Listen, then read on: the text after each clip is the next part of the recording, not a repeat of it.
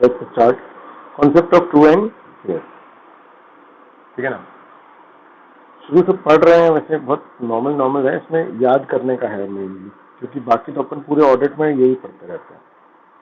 ठीक है ना, the concept is fundamental concept. The phrase true and fair on audit or report signifies that the auditor is required to express his opinion as to whether the state of affairs and the results of an entity as ascertained by him in the course are truly and fairly represented in the accounts.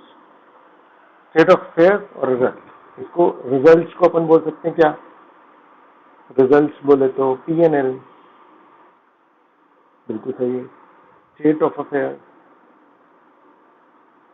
है ना, balance sheet. ठीक, this requires that the auditor should examine the accounts with view to verify that all the assets, liabilities, income, expenses are stated as amounts which are in accordance with accounting principles policy which are required, and no material amount, item or transaction has been omitted.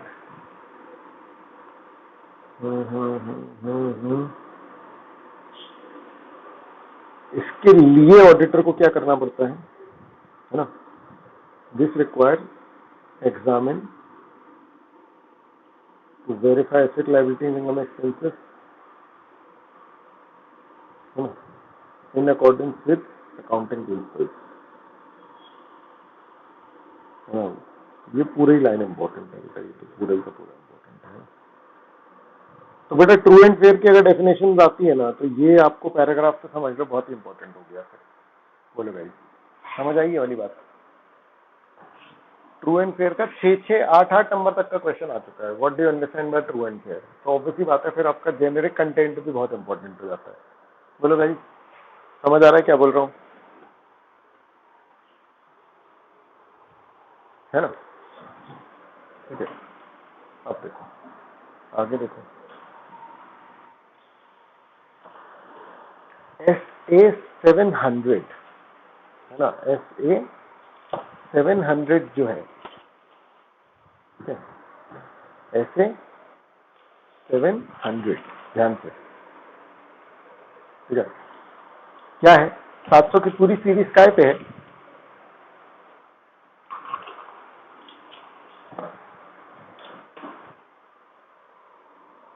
700 की पूरी series काय पे है? बताओ।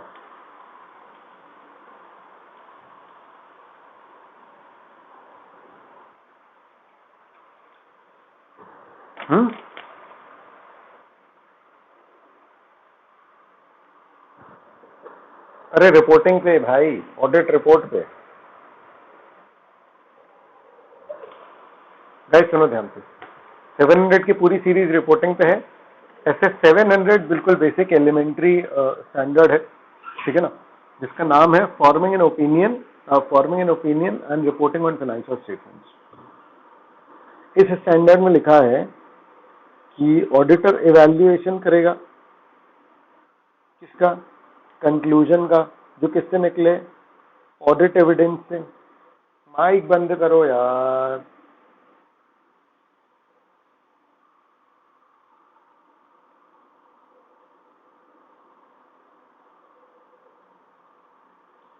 ठीक है, सुनो ध्यान से, है ना। It requires auditor to form an opinion on financial statement based on evaluation. तो ध्यान से सुनो, ऐसे 700 क्या बोलता है? ऑडिटर क्या करेगा? ध्यान से, ऑडिट एविडेंस ऑब्टेन करेगा, उसके बेस पे कंक्लूजन बनाएगा, उसके बेस पे इवैल्यूएशन करेगा, उसके बेस पे ओपिनियन फॉर्म करेगा, उसके बेस पे रिपोर्ट करेगा। हेलो हेलो हेलो, उल्टा दिया हुआ ये, समझ आ रही है ना बात? कह रहा ओपिनियन देना इवैल्यूएशन के बेसिस पे, जो कंक्लूजन के बेस पे आएगा, जो ऑडिट एविडेंस के बेस पे आएगा। हेलो हेलो हेलो,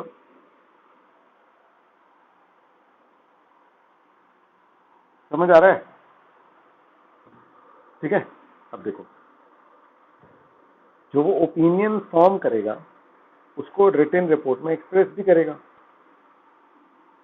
है ना, और यही उसका बेसिस फॉर ओपिनियन है। The auditor is required to express his opinion on the financial statements that, कि भैया ये जो है fairly in all material respect financial position को बताते हैं, इस डेट को या फाइनेंशियल परफॉर्मेंस और उसके कैश फ्लोज इन सबके बारे में। तो ये भी एक अच्छा पैच है जो आप आंसर में लिख सकते हैं। क्लियर है? या तो पूरा याद नहीं हो रहा तो इसके वर्ड्स जो है वो कुछ जरूर ले लेना।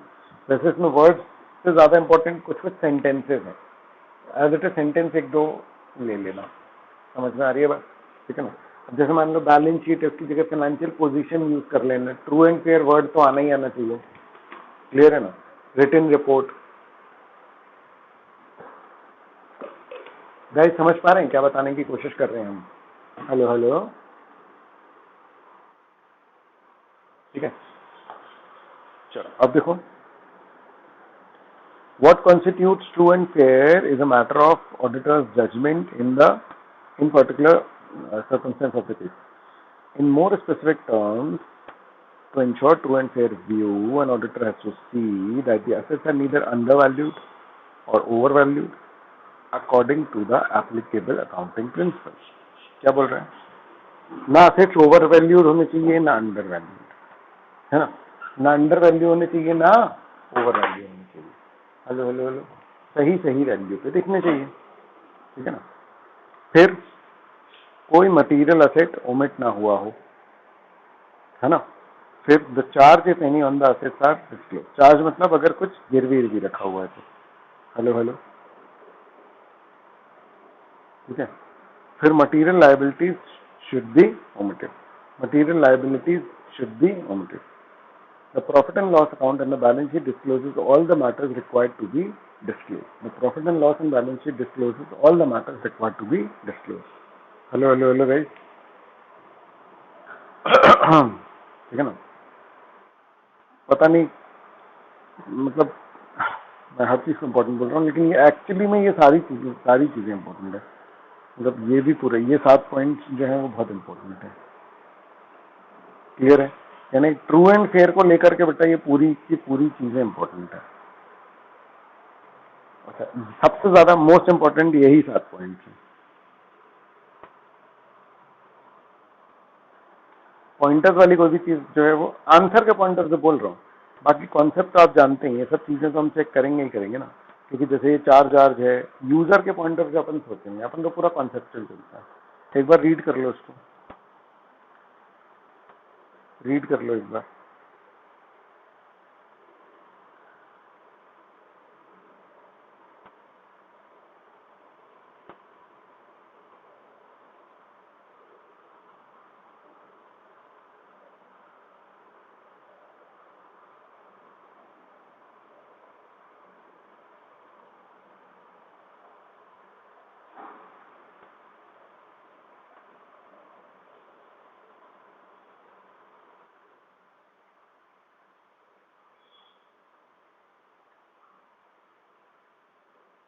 एक सेकेंड।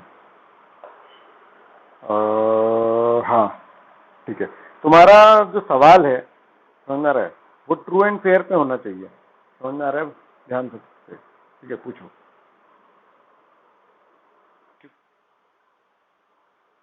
क्योंकि क्योंकि अपन ने ऐसे 700 पूरा पढ़ा कहाँ है, तो मतलब तुम ऐसे 700 पे चलो। अच्छा पूछो, मैं बता दूंगा, है ना? मान लेना मेरी बात, अगर वो रेलेवेंट नहीं है तो। हाँ पूछो पूछो।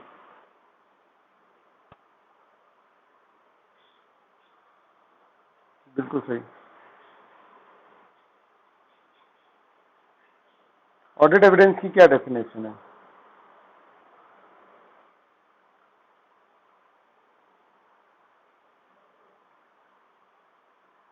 अरे इंफॉर्मेशन ऑब्टेन्ड। हाँ, तो कंक्लूजन देते हैं ना, समझो, लिटरल मत ले जाओ। लॉ तो है नहीं ये, समझ में आ रही है बात? तो जो टर्म्स हैं वो सब्जेक्टिव ही रहते हैं। क्लियर है?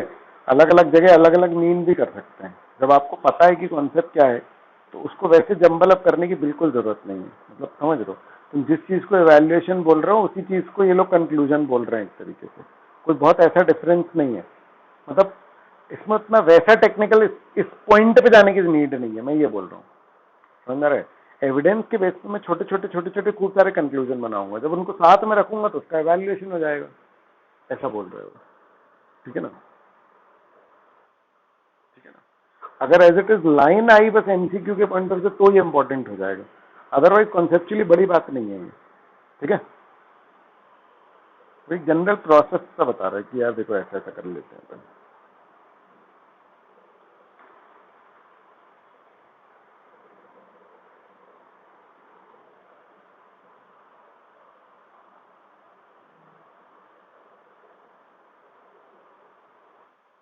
हो गया? चलो अब auditor and the subsequent events. क्या आप लोगों ने अकाउंटिंग स्टैंडर्ड 5 पढ़ा है? नहीं, ठीक है ना। चलो तो मैं बता देता हूँ आपको क्या है auditor and the subsequent events. ये एक स्टैंडर्ड है ऑडिट का।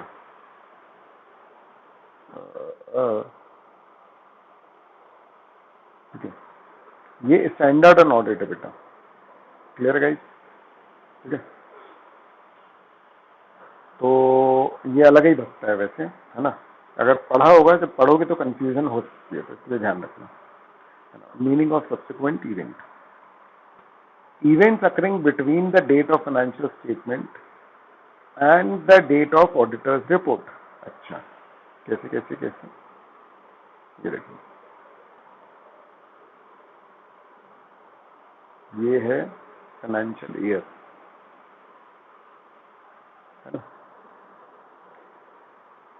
ये है डेट ऑफ एसेट।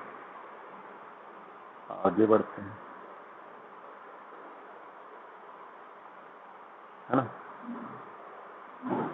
ये है क्या? Date of approval of asset by BOD. Hello hello hello guys, company law कुछ याद है?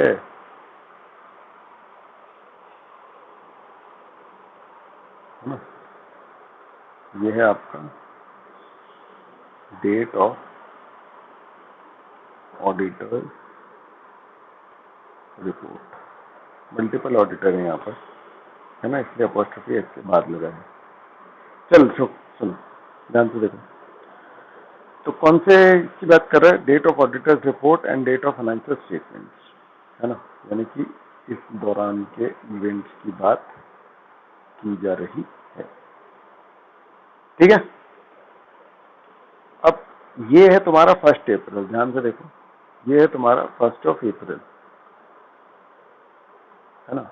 अगर मैं बोलूं ये साल 2019-20 था, ये है साल 2020-21, तो ये 20-21 के फाइनेंशियल्स तो बनेंगे ना 31 मार्च 2021 को। 19-20 का लास्ट डेट 31 मार्च है। तो और अभी मैं कौन से टर्म का ऑडिट कर रहा हूं? इसका ऑडिट चल रहा है बेटा, अभी ऑडिट चल रहा है किसका? 19-20 का। लेकिन 19-20 का जो ऑडिट की रिपोर्ट है वो साइन हो रही है 27 जून को। हेलो हेलो हेलो भाई,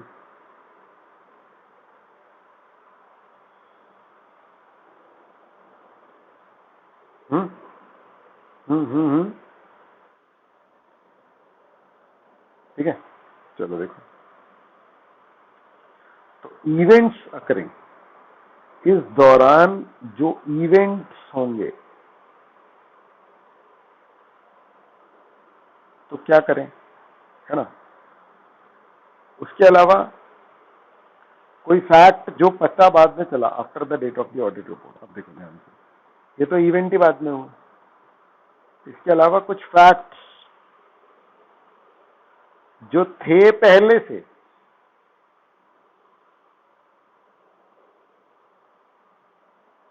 पता बाद में चले, ठीक है guys.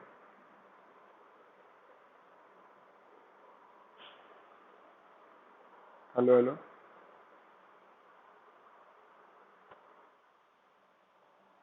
Update of financial statement, event occurring between the date of the auditor's report, facts, ये इनकम हो गया, ये बिकम है। Facts become known after the date of the auditor's report, ठीक है ना। ऑडिटर के क्या ऑब्जेक्टिव हैं? सफिशिएंट अप्रोप्रिएट ऑडिटिव एविडेंस ले लो, about whether events occurring between the date of FS and the date of auditor's report that require adjustment of and disclosure in financial statements are appropriately reflected in those financial statements. बताओ उसका क्या मतलब है? इस पूरे paragraph का मतलब क्या है कॉन्सेप्ट में?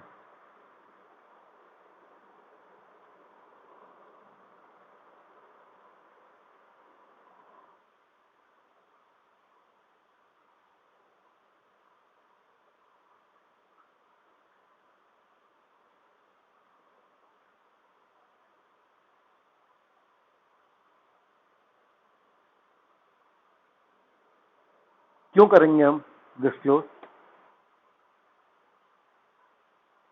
कैसी बात कर रहे हो? क्यों? ऑडिट एविडेंस तो मैं अगले इवेंट में क्यों मिलेंगे? गलत है।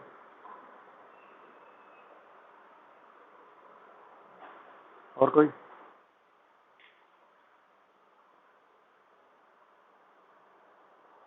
मतलब ये मैं तो समझा ही नहीं वाली बात तो।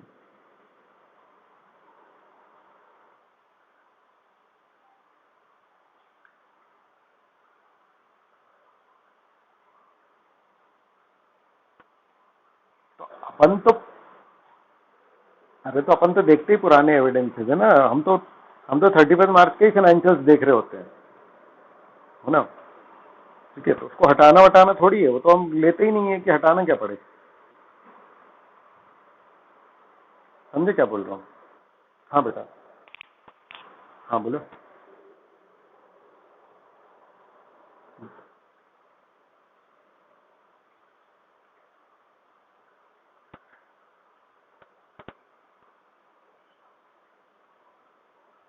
जो ऑलरेडी रिकॉर्डेड है, कौन से वाले रिकॉर्ड, कहाँ रिकॉर्डेड है?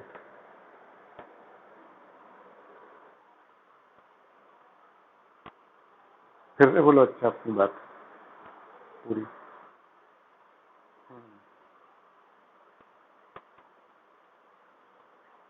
हाँ, जो ऑल या तो तुम्हारा सेंटेंस ग्रामेटिकली करेक्ट नहीं है और या तो फिर तुम्हारे कॉन्सेप्ट में गड़बड़ है। चलो ठीक है, मैं बताऊंगा तो उससे मैच कर लेना, शायद तुम बिल्कुल सही बोल रही हो, है ना? ठीक है। हाँ, और कोई बोल रहा था कुछ?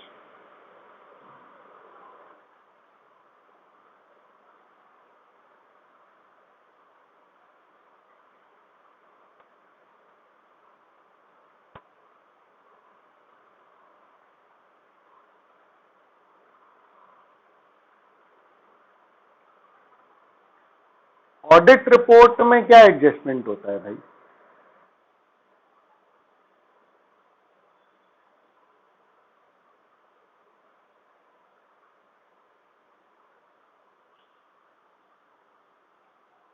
बहुत बढ़िया, बहुत बढ़िया। अब मेरी बात समझो। सबसे पहले आपको ये पता समझ में आना चाहिए, क्योंकि क्या है, देखो ऑब्वियसली बात है, आप लोगों ने अकाउंटिंग स्टैंडर्ड 5 नहीं पढ़ा हो तो आपकी गलती नहीं है, कोई दिक्कत नहीं है। मैं बस एक्सपेक्ट ज्यादा कर रहा था, तो कोई दिक्कत नहीं है ना? सुनो सारे लोग, कुछ इवेंट्स अगले साल में होते हैं, लेकिन बेटा वो इसी के सब्सिक्वेंट इवेंट होते हैं, इसी साल के। समझ में आ रहा है बात? नॉर्मली तो आपके जो भी इवेंट अगले साल में होंगे वो अगले साल के फाइनेंशियल्स का पार्ट बनते हैं, ठीक है ना? लेकिन फाइनेंशियल फॉर्मल अकाउंटिंग के पॉइंट ऑफ व्यू से कुछ इवेंट्स ऐसे होते हैं which do require adjustments of ये। जैसे मतलब हो सकता है कि अप्रैल 2020 में कुछ हो रहा हो, समझ में आ रहा है? वो इवेंट अप्रैल 2020 में हो रहा है, लेकिन उसका एडजस्टमेंट ये जो 1920 के फाइनेंशियल्स बन रहे हैं इसमें करने की जरूरत पड़ रही है गाइस। Hello hello.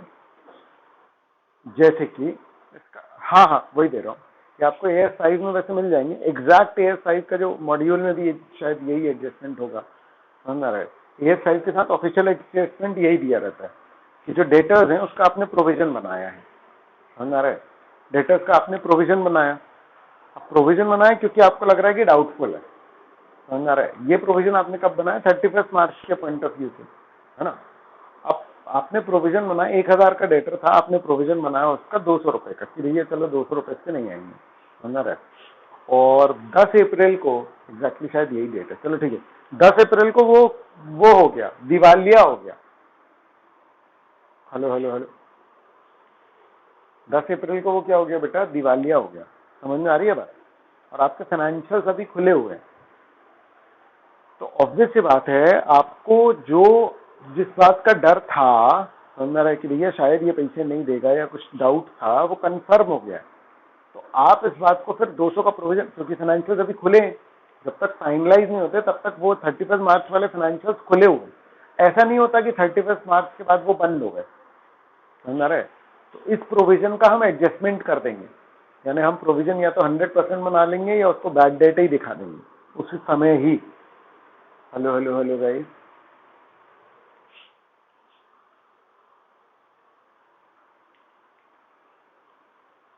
एग्जैक्टली समझ आ रहा है? 2020 के ऐसे इवेंट्स जिसका कि मुझे 1920 में एडजस्टमेंट करना है, ये काम मैं फाइनेंशियल्स क्लोज होने के बाद नहीं कर पाऊंगा। देखो, अगर एक बार फाइनेंशियल्स क्लोज हो गए तो मैं कुछ नहीं कर सकता हूँ, समझ में आ रही है बात?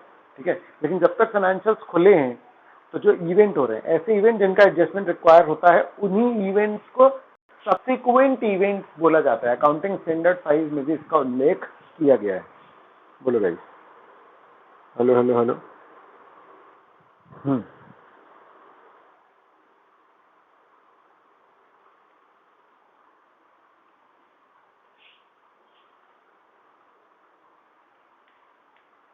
बेटा एक बार इमेजिन करके देखो, समझ आ रहा है? ठीक है ना? खैर ये तो एक्सेप्शनल इवेंट है, एएस 5 में ये भी दिया हुआ है जो मैं बताने वाला था, कि जैसे फैक्ट्री में आग लग गई 10 अप्रैल को, अब पूरा जो स्टॉक था जल गया, 31 मार्च के फाइनेंशियल तुम फ्लोट कर दो, लोग देख के क्या बोलेंगे, अरे वाह यार क्या एंटिटी, चलो इन्वेस्ट करें, और जल चुका मटेरियल, अच्छे खासे लॉस में है कंपनी। हेलो हेलो हेलो, कुछ समझ आएगा? इस कुछ समझ आया है ना? तो ये ध्यान रखना पड़ेगा आपको, ठीक है?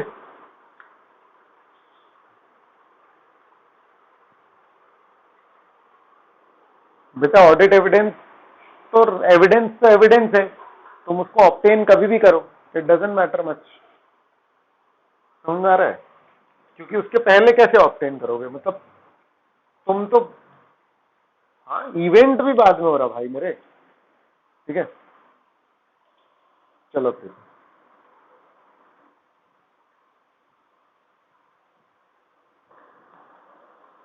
जब तक बोर्ड के साइन नहीं हो जाते, ठीक है?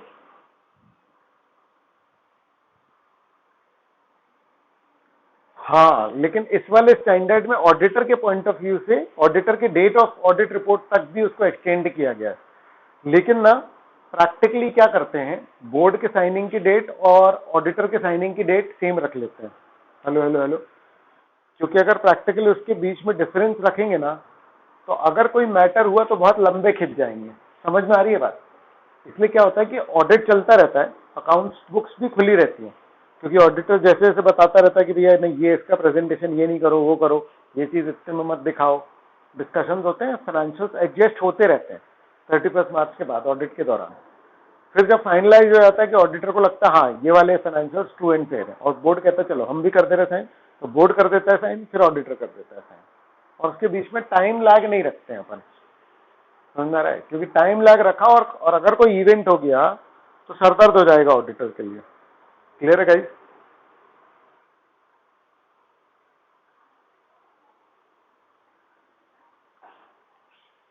ठीक है ना? तो वो दिक्कत वाला काम है, इसलिए उसको कोइंसाइड करते हैं। वेरी गुड क्वेश्चन, बढ़िया, ठीक है। And respond appropriately to facts that become known to the auditor after the date of the auditor's report. मतलब बी पॉइंट अगर तुम देखोगे तो कह रहा है ऑडिटर की रिपोर्ट के भी बाद। समझ आ रहा है? कोई फैक्ट उसको पता चला, बोल रहा है कि अरे यार ये पहले पता होता तो मैं तो ऑडिट रिपोर्ट में कुछ और लिखता। समझ आ रहा है? तो ये वो घटनाओं का उल्लेख है जिसके बारे में अब ऑडिटर का रिस्पॉन्स जो है वो अपन देखेंगे। हेलो हेलो हेलो, तो एक तो ऑब्जेक्टिव है कि भाई जिन चीजों का एडजस्टमेंट है, समझ रहे, जिन सब्सिक्वेंट इवेंट का पुराने फाइनेंशियल स्टेटमेंट्स में एडजस्टमेंट रिक्वायर था, कर भी लिया गया है, रिफ्लेक्ट किया गया है, चलो मैं उसको चेक कर लूं, ऑडिट एविडेंस ले लूं, समझ रहे। और कुछ ऐसी बातें जो कि मुझे बाद में पता चली, जो मुझे अगर पहले पता चलती तो मेरा ओपिनियन कुछ और होता। क्या करूं अब मैं, समझ में आ रही है बात? Hello hello hello right. अब क्या करूं वो इस वाले स्टैंडर्ड में बताया गया है। Clear clear clear.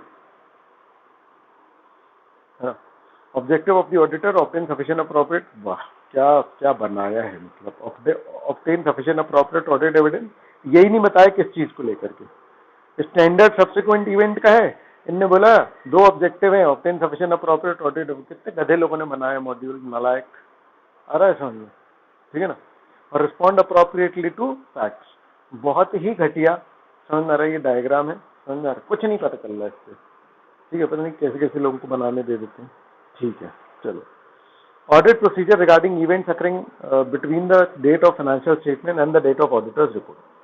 The auditor shall perform audit procedure designed to obtain sufficient appropriate audit evidence that all events occurring between the date of the financial statement and the date of auditor's report that require adjustment of or disclosure in financial statements have been identified. पहली बात, इसमें सबसे important पता क्या है? इसमें सबसे point पहला इंपॉर्टेंट है have been identified. Hello hello hello guys, समझ आ रहा है क्यों? सबसे पहले वो ये पता करेगा कि भैया आपने उन सारी इवेंट्स को रिकॉग्नाइज किया है, आपको पता है ना कि ये इवेंट हुए हैं जिनका एडजस्टमेंट रिक्वायर होता है, और आपको पता भी है कि नहीं, सबसे पहली बात तो है ना। मतलब कोई इवेंट रह तो नहीं गया, आपके आपके ध्यान ही में नहीं आया कि यार ये तो इवेंट ऐसा है जिसका कि एडजस्टमेंट होना है। मतलब आपने 4 कर लिए लेकिन 6 तो बचे हुए। हेलो हेलो हेलो गाइस, समझ आ रहा है क्या बोल रहा हूँ? तो देखो, the auditor is not however expected to perform additional audit procedure on matters on which previously applied audit procedures have provided satisfactory conclusion। ठीक है ना। तो कह रहा है कि भाई देखो, जो मैटर पे तुम ऑडिट एविडेंस ले चुके हो और वो चेंज नहीं है, समझ रहा है, तो उनमें तो कुछ नहीं करना तुमको, कोई दिक्कत की बात ही नहीं है, समझ रहा है, क्योंकि उनने तो सेटिस्फैक्ट्री कंक्लूजन तुमको दे डाला, कोई दिक्कत नहीं, बढ़िया। The auditor shall perform the procedures required above so that they cover the period from financial statements to the date of the auditor's report as near as practicable thereto। क्या क्या मतलब इस लाइन का? Hello hello hello.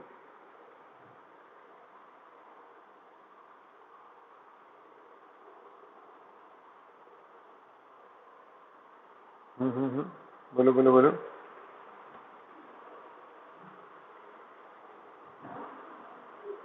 अरे audit report जब तक sign हो रही है ना, उसके जितना पास तक तुम सारे प्रोसीजर परफॉर्म कर सकते हो तो कर लेना।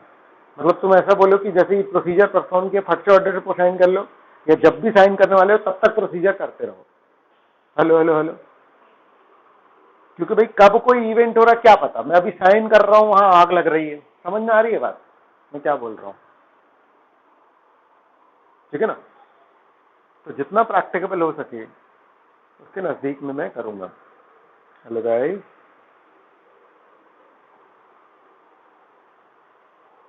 Hello guys.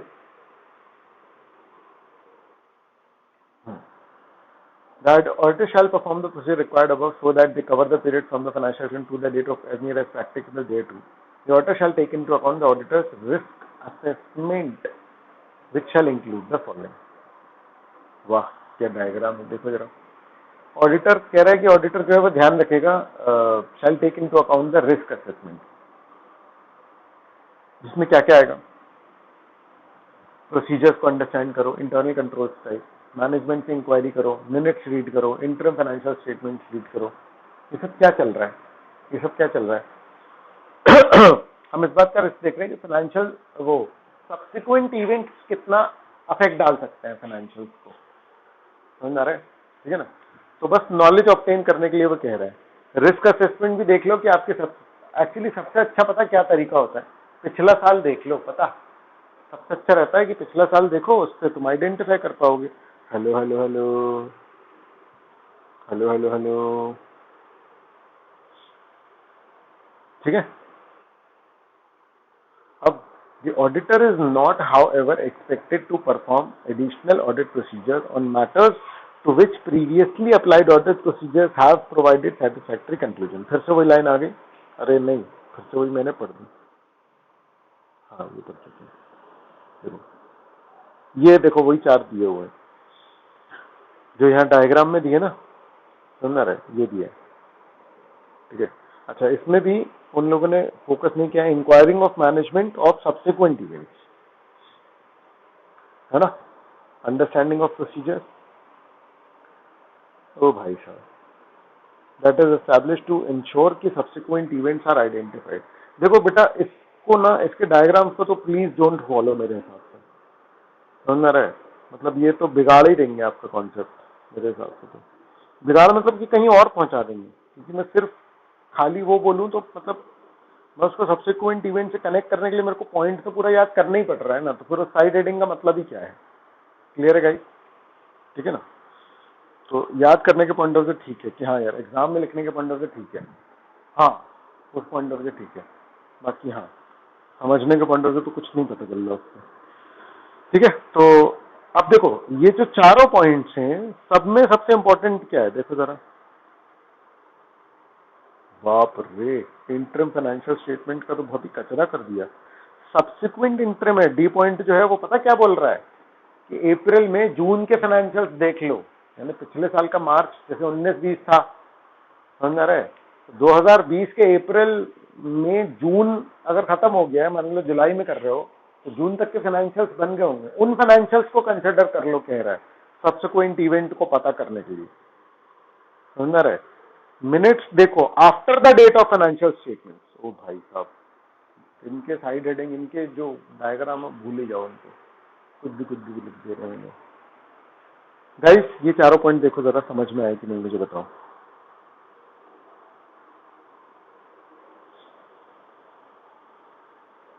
ये सब एक्टिविटी करना सब्सिक्वेंट इवेंट्स का पता करने के लिए, वो subsequent event which require the adjustment. Hello hello guys, hello hello hello,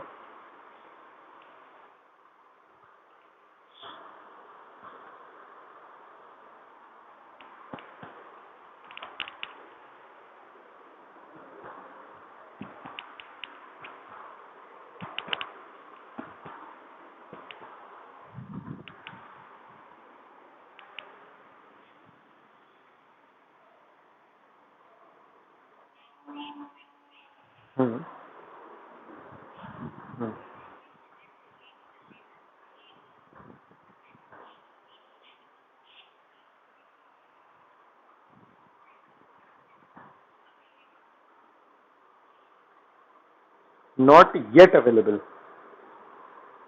समझ आ रहा है, ठीक है ना। मैटर्स इंक्वायर कर लेना कि जो मीटिंग में डिस्कस हुए for which minutes are not yet available. Minutes 30 दिन में बन सकते हैं ना, हेलो,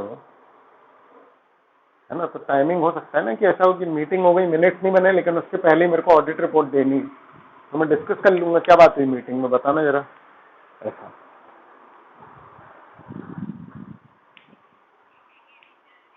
क्योंकि मिल गए तो फिर रीड ही कर लो ना, ये तो नहीं मिले तब की बात कर रहे हो ना, क्योंकि अभी अवेलेबल ही नहीं, नॉट येट बोला ना।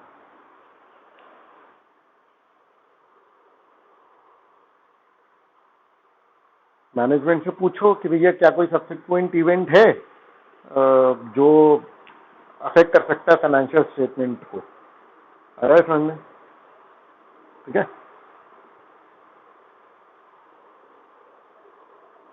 हेलो, है ना,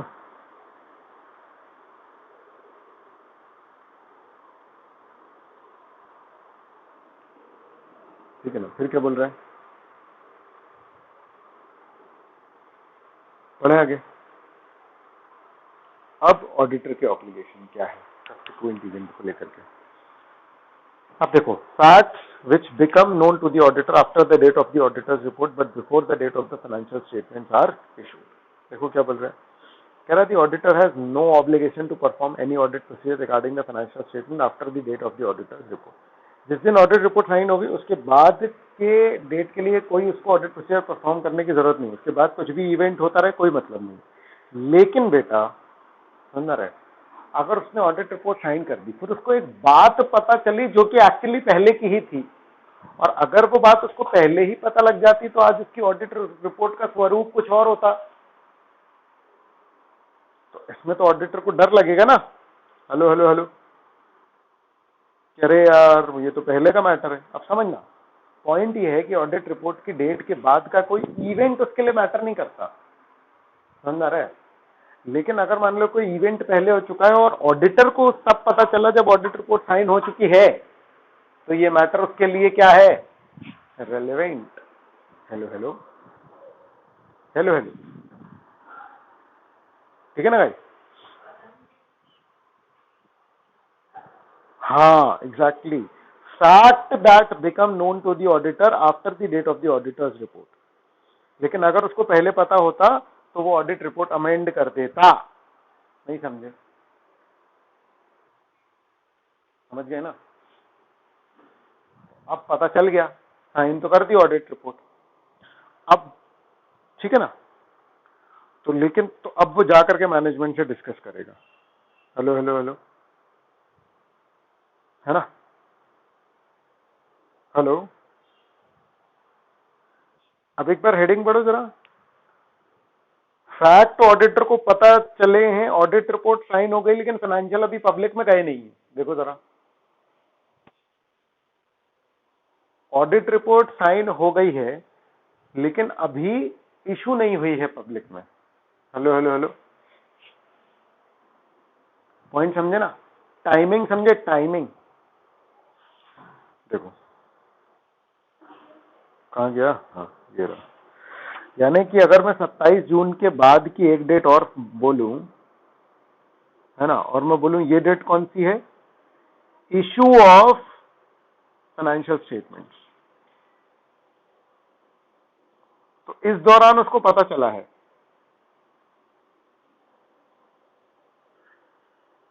हेलो, ये जो पीला वाला एरिया है इस दौरान इसको पता चला है। कुछ ऐसी बातें जो पहले की थी, जो अगर उसको पहले पता लग जाती तो आज उसकी ऑडिट रिपोर्ट कुछ और होती, तो वो मैनेजमेंट से बैठ करके डिस्कस कर रहा है। हेलो हेलो अब कोई, हाँ बोलो।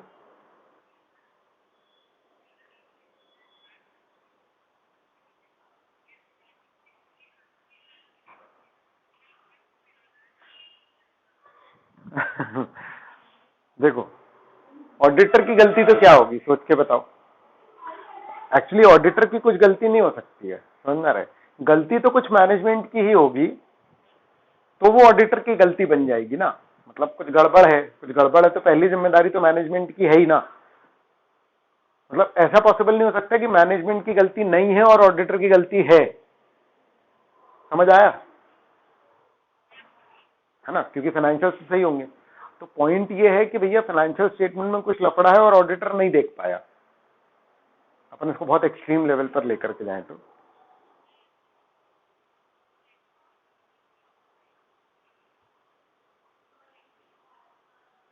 अरे अग्रीड ना, लेकिन कोई मिस स्टेटमेंट नहीं है तो ऑडिटर की गलती से कुछ फर्क थोड़ी पड़ेगा।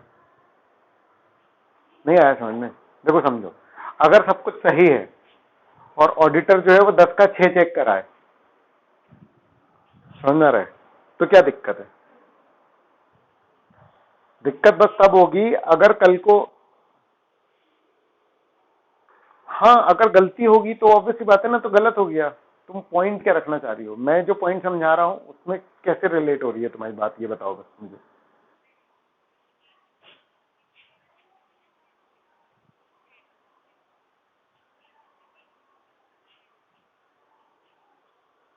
अरे हाँ ना, तो मैं इसी में तो बात कर रहा हूं। इसका जो पहला, समझो, तुमने डाउट पूछा था मैनेजमेंट वाला कि किसी और ने पूछा था, कि मैनेजमेंट से पूछने गया है।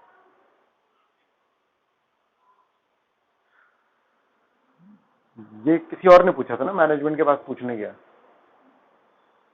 हाँ, तो फिर इसलिए मैटर बदल गया है, मैटर ही बदल गया है वो। समझ में आ रही है बात? क्योंकि वो उसके रिस्पेक्ट में है।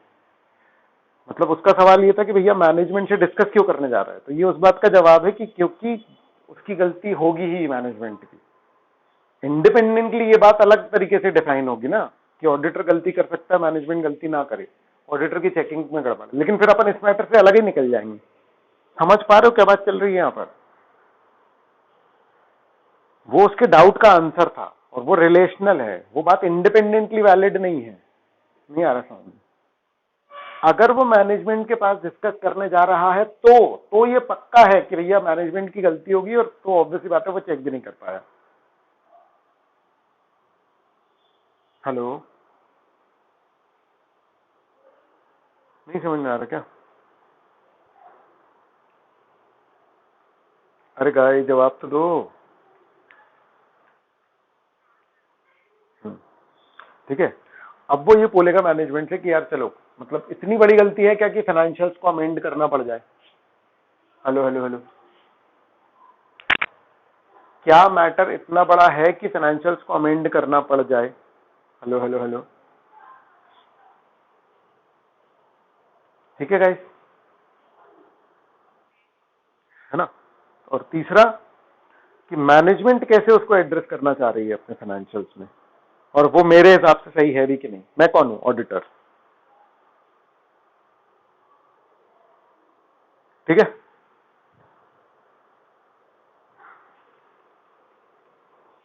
कंक्लूड नहीं की है इस बात को उन लोगों ने कंक्लूड नहीं किया है अभी, सिर्फ बोला कि हाँ ये काम करना है, बस। टू बी कंटिन्यूड छोड़ के दूसरा मैटर बताने लग गए। समझ में आया ना क्या बोला मैंने?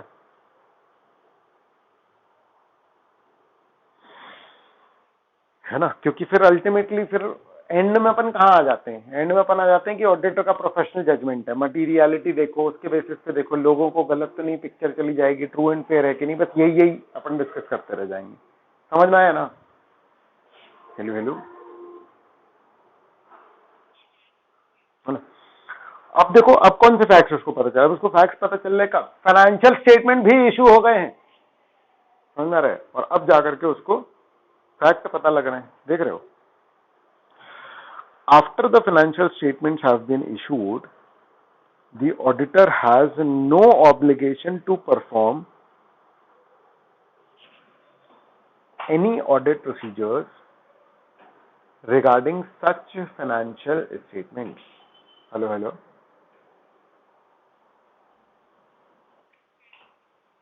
है ना? तो ये तो पहले भी बोला था, लेकिन कह रहा है कि भैया फैक्ट पता चले हैं, जो उसको पहले पता चलते तो उसकी ऑडिट रिपोर्ट कुछ और होती। तो अब क्या करेगा? मैनेजमेंट से डिस्कस कर, और ये भी डिस्कस करो कि भैया क्या अमेंडमेंट की जरूरत है, समझ रहे? और inquire how management intends to address the matter in the financial statement. अब ये इन लोगों ने एक गड़बड़ करी है यहाँ पर, पूरा स्टैंडर्ड का कंटेंट यहाँ छापा नहीं है इन लोगों ने, समझ रहे? खा गए हैं थोड़ा सा। तो यहाँ पर अल्टीमेटली आगे जो कहानी जाएगी इसके, समझ रहे? अभी तो बोल रहा है कि भैया करना है, लेकिन अगर डिसाइड किया कि मान लो ये डिसाइड हो गया कि फाइनेंशियल स्टेटमेंट अमेंड करना है, तो क्या होगा? इमेजिन कर रहे हो? इशूड फाइनेंशियल स्टेटमेंट्स को अमेंड करना मतलब। हेलो हेलो, हाँ, रिवीजन पढ़ा है ना अपन ने फाइनेंशियल स्टेटमेंट का, पिछले 3 साल के रिवाइज कर सकते हो, याद नहीं है?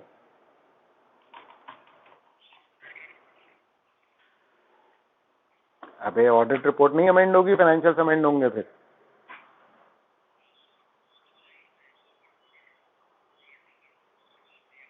अरे मेरे दादा, अगर मान लो कि फाइनेंशियल रिवाइज हो रहे हैं, तो क्या सेम ऑडिट रिपोर्ट चल पाएगी? ऑडिट रिपोर्ट तो बनेगी ही बनेगी ना। नहीं, फाइनेंशियल्स तुम्हारे चेंज हो गए, तुम बोल रहे नहीं रिपोर्ट सेम जान दो ऑडिट। अरे कौन से फाइनेंशियल्स पे है ये रिपोर्ट? है ना? ठीक है, चलो देख लो, इसको रीड कर लो फटाफट से। हम्म, देखो, एक्चुअली ऑडिटर का पर्टिकुलरली कोई लेना देना नहीं है, समझ आ रहा है?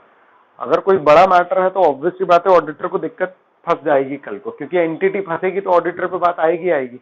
इतना डॉक्यूमेंटेशन होता है ना कि अनटिल अनलेस कोई बिल्कुल, देखो क्या है ना, कोई अगर चोरी कर रहा है, कुछ गलत कर रहा है ना, समझ आ रहा है, तो वो जो चोर की दाढ़ी में तिनका है, वो कहावत क्यों बनी हुई है, समझ आ रहा है, कि आप 100% तो इरेडिकेट कर ही नहीं सकते हैं किसी फ्रॉड को। मतलब पॉइंट समझ में आ रहा है? अगर आपको 100% अगर किसी फ्रॉड को बचाना है या कुछ भी करना है, समझ में आ रहा है, तो खुद से करो बस फ्रॉड, और तो किसी को मत बताओ, समझ में आ रहा है? ठीक है ना। अगर मान लो कि आप कुछ भी तिकड़म कर रहे हो, उसको 100% छुपाना इम्पॉसिबल है, इम्पॉसिबल, मतलब पॉसिबल नहीं है, इस बात को समझ लो।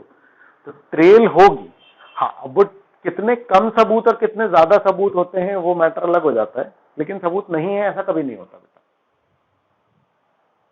समझ गए आप बात को मेरी, है ना? चलो ठीक है, रीड करो फटाफट से, फिर अपन आगे बढ़ेंगे।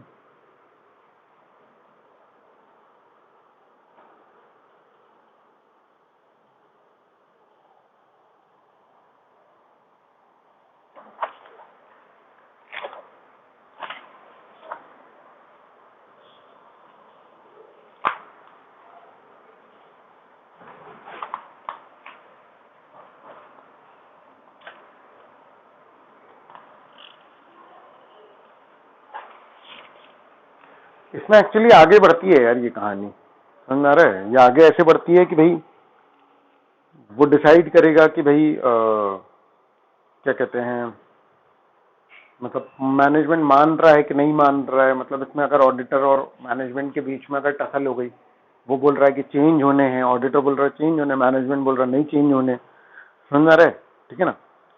तो फिर क्या होगा, ऑडिटर किसी तरीके से अपना तो मतलब पाला जो है वो बचाने की कोशिश करेगा, किसी तरीके से वो डिस्क्लोजर दे देगा, फॉर एग्जांपल न्यूज़पेपर में दे दे, या किसी भी तरीके से वो इस बात को डिस्क्लोज करेगा कि भैया देखो अब तो मुझे पता चल गया, तो अब तो मैं बता ही दूं किसी तरीके से लोगों को। समझ में आया ना? है ना। मैनेजमेंट तो ऑब्वियसली बातें नहीं चाहेगा, बोलेगा अब तो बन गई ऑडिट रिपोर्ट मिल गई, अब तो हम टाटा बाय बाय कर ले रहे हैं तुमसे। लेकिन ऑडिटर अपनी तरफ से जो कोशिश कर सकता है वो जरूर करेगा। ऐसा है उसके आगे का डिस्कशन जो यहाँ स्किप्ड है। ठीक है,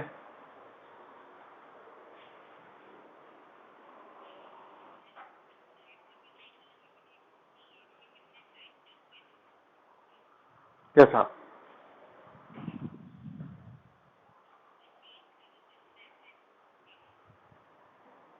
देखो नहीं, वो तो मैनेजमेंट के पास है ना, ऑडिटर के पास तो 3 साल मतलब हो सकते हैं, लेकिन मतलब नॉर्मली फिर वो प्रायर पेड आइटम की तरह होता है, क्योंकि इतना पुराना मैटर उठे, इसकी कोई टाइम लिमिट नहीं दी गई है, इसको रीजनेबली मान करके चलो। मतलब वो केस टू केस बेसिस पे उठाना पड़ेगा, लॉजिकली देखना पड़ेगा कि कहाँ जाएगा केस। समझ में आ रही है बात? ठीक है ना। मतलब कोई लीगल एस्पेक्ट इसमें कवर नहीं हो रहा है। ठीक है, तो अगर कोई केस ऐसा फंसता है तो उस सिचुएशन में जाकर के देखना पड़ेगा कि क्या पॉसिबल है, क्या कर सकते हैं अभी। ठीक है। हम्म। क्या करना, facts become known to the auditor. समझ में आ रहा है? तो मतलब मैनेजमेंट बताए, कहीं से पता लग जाए, मैनेजमेंट तो कभी नहीं बताएगा। समझ में आ रहा है? ऑडिट रिपोर्ट मिल गई, वो सर दर्द अपने सर पे लेगा, मतलब एक प्रैक्टिकली बात कर रहा हूँ, ऑनेस्ट है तो बता देगा, मतलब, लेकिन ठीक है, it doesn't matter.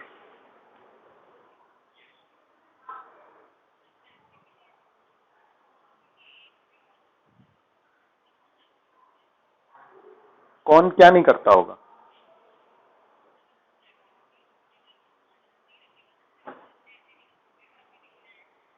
Become known to the auditor, become known to the auditor, मतलब पॉइंट समझ रहे हो?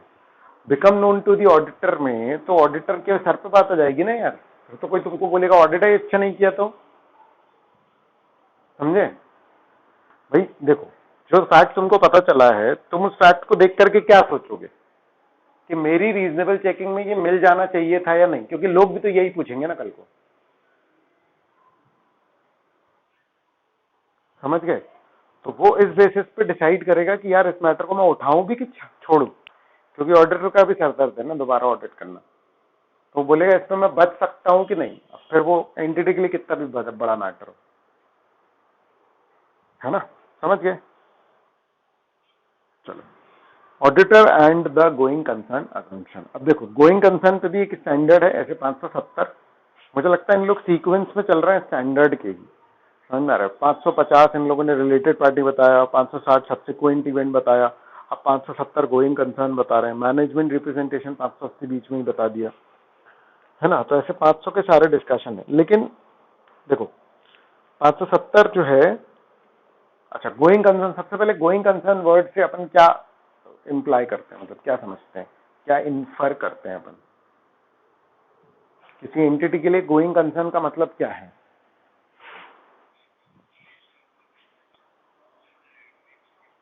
कभी बंद नहीं होगा ऐसा नहीं है, लेकिन हाँ नियर फ्यूचर में बंद तो नहीं हो रहा है, अभी तो नहीं बंद हो रहा, मतलब अभी ऐसे कोई इवेंट नहीं है कि हम बंद करने की सोचें, समझ में आ रही है बात। लास्ट की डेट में ऐसा कोई इवेंट नहीं है जिसके कारण बिजनेस बंद होता दिख रहा हो आज या आज से 2-3 साल बाद, नहीं आ रहा समझ में, है ना। मतलब अभी तो बंद होता नहीं दिख रहा है कुछ, अभी हमें इंटेंशन भी है कि हम बिजनेस चलाएं, और ऐसा कोई इवेंट भी नहीं है जिसके कारण ये लगे कि भैया अब तो ये बिजनेस नहीं चल पाएगा। तो एंटिटी में गोइंग कंसर्न है, इसका मतलब कि भैया अभी ऐसा कोई इवेंट नहीं है जिसके कारण कंपनी बंद हो जाए, ऐसा कुछ दिखे, ठीक है ना। अब क्या बोल रहे हैं, under going concern basis of accounting the financial statements are prepared on the assumption कि एंटिटी गोइंग कंसर्न है और कंटिन्यू करेगी इन द फोरसीएबल फ्यूचर, जितना दिख रहा है फ्यूचर उसमें। When the use of going concern basis of accounting is obtain, इसके चार्ट को तो नहीं पढ़ना चाहिए। When the going concern basis of accounting is appropriate, assets and liabilities are recorded on the basis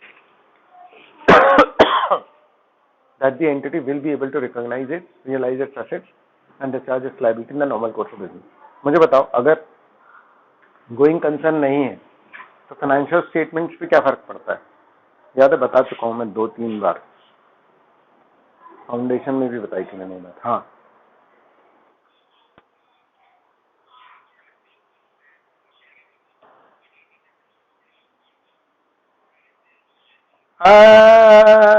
नहीं नहीं नहीं, इतना सब मैटर तो है ही नहीं, समझ रहा। गोइंग कंसर्न अजम्पशन नहीं है तो फाइनेंशियल स्टेटमेंट्स पे क्या फर्क पड़ेगा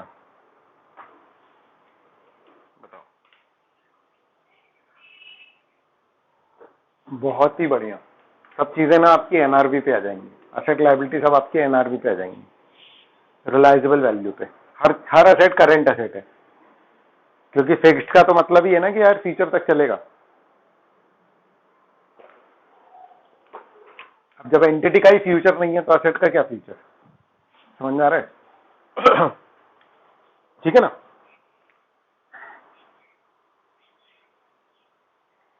अरे अरे अरे, हो गया डिस्कशन कंप्लीट भाई साहब, छोड़ दो अब उसको, ठीक है ना। अब समझो, ठीक है ना। गोइंग कंसर्न का जनरल मैंने बताया, ठीक है ना। तो गोइंग कंसर्न का मतलब कि एंटिटी फ्यूचर में अपने जो भी असेट लायबिलिटीज है असेट को रियलाइज कर पाएगी, लायबिलिटीज चुका पाएगी, ठीक है ना। Objective of the auditor regarding going concern, auditor का मकसद क्या है। देखो अब मेरी बात समझना, बिजनेस चलेगा नहीं चलेगा इसकी बहुत डेप्थ वाली बात तो बिजनेस चलाने वालों को ही पता होगी, समझ रहे। जब तक कोई एक्सटर्नल ऐसा मैटर नहीं है जो क्लियरली दिख रहा है, क्लियरली कि भैया यार ये तो लफड़ा होने वाला है यार, समझ में आ रही है बात। हेलो, ठीक है। तो जब तक ऐसा कोई मैटर नहीं है जो दिख रहा है ऑडिटर के लेवल तक भी, बाकी गोइंग कंसर्न का रियल असेसमेंट किसके पास होगा मुझे बताओ, मैनेजमेंट के पास। तो अपने पास क्या बचता है, ऑडिटर के पास क्या रास्ता बचता है। चलो भैया एक काम करो, लिख के दो रिटन रिप्रेजेंटेशन में, हेलो हेलो हेलो, समझ आ रहा है ना, कि भैया आपको विश्वास है that they believe their responsibility for preparation of financial statement and for the completeness of the information provided to the auditor, ठीक है। फिर to support other audit evidence relevant to the financial statement और specific assertion in the financial statement by means of written representation if determined necessary by the auditor or required by other standards। वही बात है actually में देखा जाए तो, ठीक है ना। क्या बात है, टू ऑब्टेन रिटन रिप्रेजेंटेशन कि भैया आपने सारी इंफॉर्मेशन दे दी, to support other audit evidence भी आप रिटन रिप्रेजेंटेशन ले लोगे। इसका मतलब कि ए और बी पॉइंट में रिटन रिप्रेजेंटेशन ही है, बस अलग अलग मैटर्स पर है, समझ रहे। तो बेसिकली एम्फेसाइज कर रखा है कि जिस भी मैटर पे तुमको लगे तो रिटन रिप्रेजेंटेशन ले लेना। तीसरा भी वही है, टू रिस्पॉन्ड, लेकिन तीसरा वाला है to respond to written representation. Written representation दे रहे हैं, उसको पढ़ो और उसके बेसिस पर ये सोचो कि यार अब क्या करना है, ऐसा। हेलो हेलो हेलो, क्लियर है गाइस?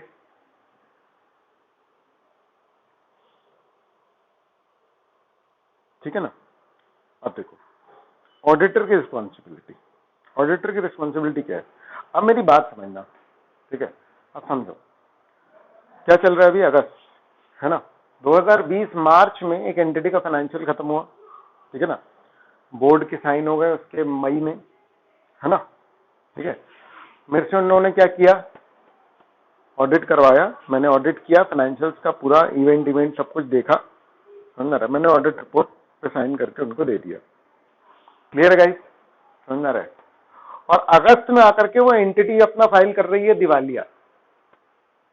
दिवालिया मतलब इन द सेंस कि भैया गोइंग कंसर्न, मतलब वो वाइंडिंग अप के लिए पिटीशन फाइल कर दी।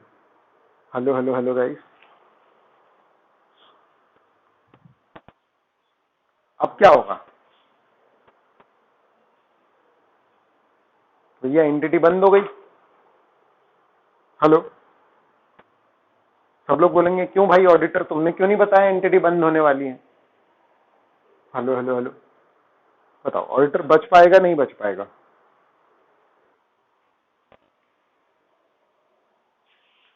अगर वो उसने पूरी चेकिंग प्रॉपरली की थी, समझ रहा है, तो वो बच जाएगा, है ना। तो इसका पॉइंट का मतलब ये है कि भैया गोइंग कंसर्न उसको चेक करना पड़ेगा, गोइंग कंसर्न ऑडिटर को अपने लेवल पर चेक करना पड़ेगा, सर्टिफाई लेकिन तब भी नहीं कर पा रहा हो। हेलो हेलो गाइस, समझ गए ना इस बात को?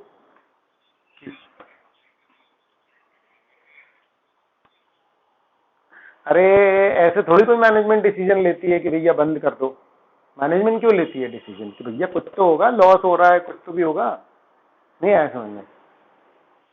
और एक्सटर्नली पता तो लगेगा ना कि भाई प्रोडक्ट नहीं बिक रहा, समझ में आ रहा है। जैसे मान लो कोई होटल है ऑलरेडी लॉस में चल रहा था, सोच रहा था कि भैया मई जून में कमा लूंगा मैं, छुट्टियां आएंगी तो, समझ में आ रहा है, कोरोना आ गया, मर गया होटल। समझ आ रही है बात क्या बोल रहा हूं मैं? ठीक है ना। देखो फैक्चुअल चीजें, मेरी बात सुनो, अरे सुनो मेरी बात सुनो, मैं बोलूं?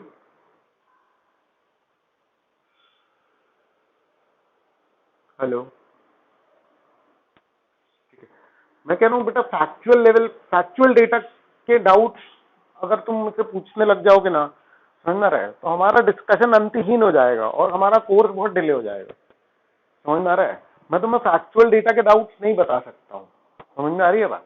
ठीक है, मतलब मैं वो उसका आंसर तुम्हें कर सकता हूँ, लेकिन वो रेलेवेंट नहीं है बेटा, बिल्कुल भी रेलेवेंट नहीं है, 1% रेलेवेंट नहीं है, और वो डिस्कशन बहुत लंबा होगा, समझ में आ रहा है।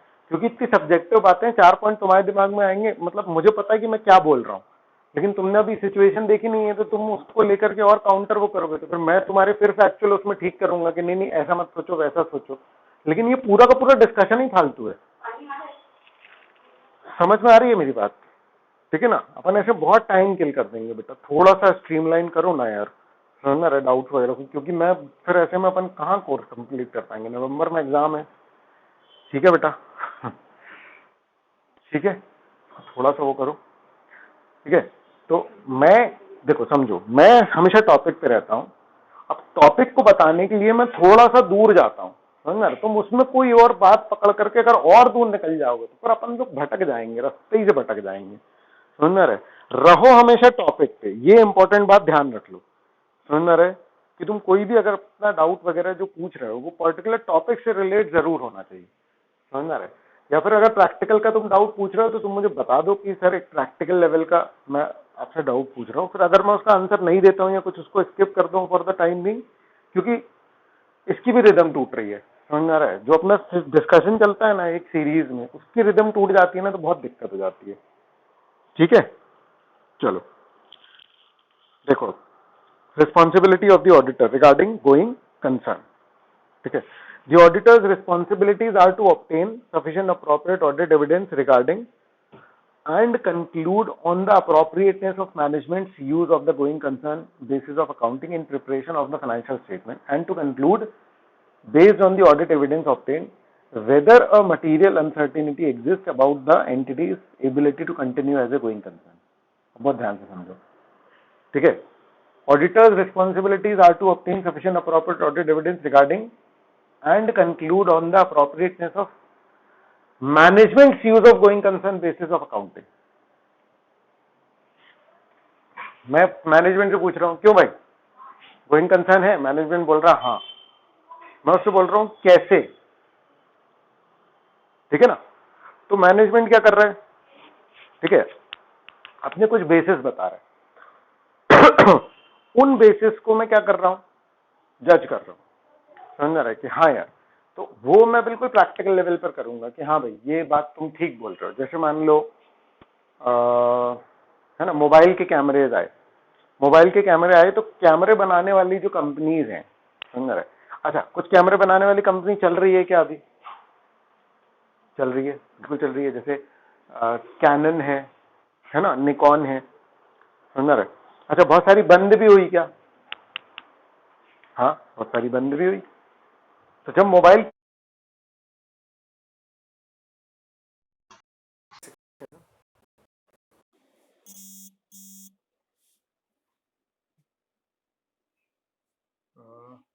मेरी आवाज आ रही है क्या? हाँ सर. चलो, मेरा ब्लूटूथ की बैटरी खत्म हो गई इसलिए मैं ऐसे ही बात कर रहा हूँ ना. आवाज हो सकता है थोड़ी सी कम आए. क्लियर है? ठीक है. हाँ सर. चलो, सुनाई दे रही है लेकिन क्लियरली? हाँ सर. हाँ सर, clear है सर. सर पहले से भी अच्छी आ रही है. चलो ठीक है. हाँ. The auditor responsibility to obtain sufficient appropriate audit evidence regarding and conclude. अब समझना, मैनेजमेंट से पूछ रहा हूँ तो मैनेजमेंट का कहना कि गोइंग कंसर्न सही है, इसको मुझे चेक करना पड़ेगा थोड़ा बहुत. आ रहा है समझ? जितना भी हो पाए, जैसे भी हो पाए. ये सब्जेक्टिव है, मैं पहले भी बता चुका हूँ कि मैं सर्टिफाई नहीं कर सकता. ये सब्जेक्टिव है, मैं कंक्लूसिवली बोल नहीं सकता कि एंटिटी गोइंग कंसर्न है. पता चला मैं करके आ गया ऑडिट, फिर भी एंटिटी बंद हो सकती है, समझ में आ रहा है, और हो सकता है मुझे पता लग जाए. क्लियर है? ठीक है. तो देखो, तो मैं अपने ऑडिट एविडेंस में अपना काम खत्म करूंगा कि कल को मेरे ऊपर ये सवाल ना उठाए जाए कि भैया आपने अच्छे से चेक नहीं किया. ठीक है ना. तो आपको ये देखना है कि कोई मटेरियल अनसर्टेनिटी एग्जिस्ट करती है क्या. अब मटेरियल अनसर्टेनिटी कैसे दिखेगी आपको, समझ में आ रहा है? बहुत क्लियर है बेटा, मार्केट में आप फाइनेंशियल्स देख लो, लॉसेज हो रहे हैं, समझ में आ रहा है? या आपका बिजनेस ऐसा था जो किसी ने टेक ओवर कर लिया. जैसे मैंने कैमरे का बताया आपको, तो कैमरे वाले में क्या है कि भाई ये निकॉन वगैरह ने बोला कि भैया अब हम हाई लेवल वाले कैमरे बनाएंगे, क्योंकि उसके ऑडिटर ने बोला होगा कि भैया अगर तुम सिर्फ कैमरे बना रहे हो तो तुम्हारा फ्यूचर अंधकार में है, क्योंकि फोन के कैमरे दिन ब दिन 28 और 48 और 60 मेगापिक्सल के होते जा रहे हैं, तो एक दिन तो ये तुमको क्रॉस कर जाएंगे. तो वहां पर उनका कहना कि भैया नहीं, हमारे कैमरे का मार्केट डिफरेंट है और ये और वो. अगर मुझे उनकी बात जस्टिफाई लगती है और मार्केट लेवल पर मैं देख भी रहा हूँ, तो फिर मैं मान लूंगा कि हाँ चलो इनका गोइंग कंसर्न है. अगर मुझे शक लगता है ना, तो मैं इसका डिस्क्लोजर जरूर दूंगा. Hello hello hello. ठीक है. ठीक है गाइस. हाँ सर. है ना. However, as described in essay 200, the potential effects of inherent limitations on the auditor's ability to detect material misstatement are greater for future events or condition that may cause an entity to cease the continue as a going concern. खतरनाक sentence का meaning बता सकते हो मुझे? बहुत simple सी बात है, लेकिन देखो क्या लिखी है, मतलब शेक्सपियर है ये लोग.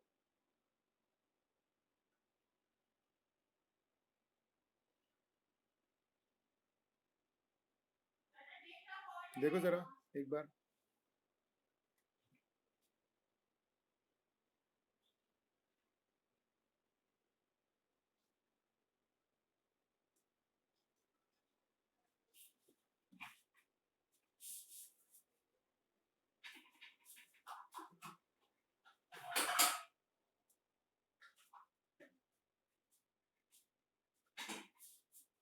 सर इसमें शायद ये लिखा हुआ है कि अपन ने ऐसे 200 में पढ़ा था ना कि ये इनहेरेंट लिमिटेशन होता है कि ऑडिटर फ्यूचर का नहीं बता सकता है एंटिटी के बारे में।